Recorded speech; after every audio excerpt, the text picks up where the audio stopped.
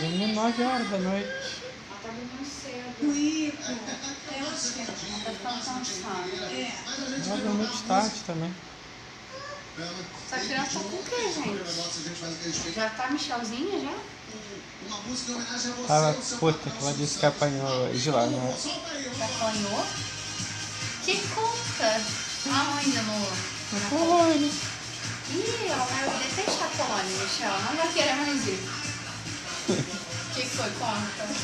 E falando que não queria ir, que a tia também tava muito chata.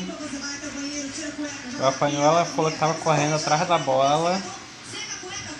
Algum garoto pegou. Aí sem querer empurrou um garoto lá, um outro. Ela? É. Ela falou que sem querer empurrando. Aí o garoto foi depois e deu um monte de porrada dela nas costas. Porrada nas costas dela?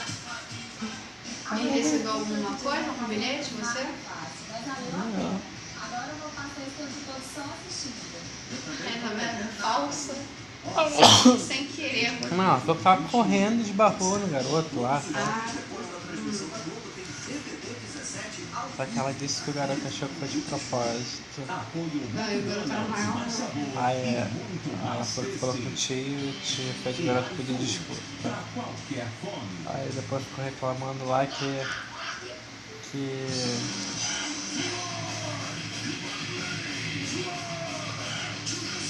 os tios ficam fazendo ela jogar as coisas que ela não quer, que tá chato, não sei o quê.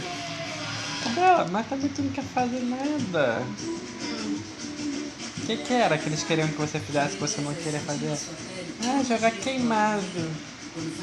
Não, por que você não joga queimado? Ah, porque eu não consigo jogar ninguém, eu sempre jogo, eu sempre pego a minha bola. Aí sempre quando tiro o time ninguém quer me escolher porque eu sou ruim. E eu querendo morrer o dinheiro. Aí deu uma risadinha, mas por que você tá rindo? Ah, não, porque você tá falando que você é ruim. Ah, mas eu sou ruim mesmo. Deve ser mais ajeitada, né?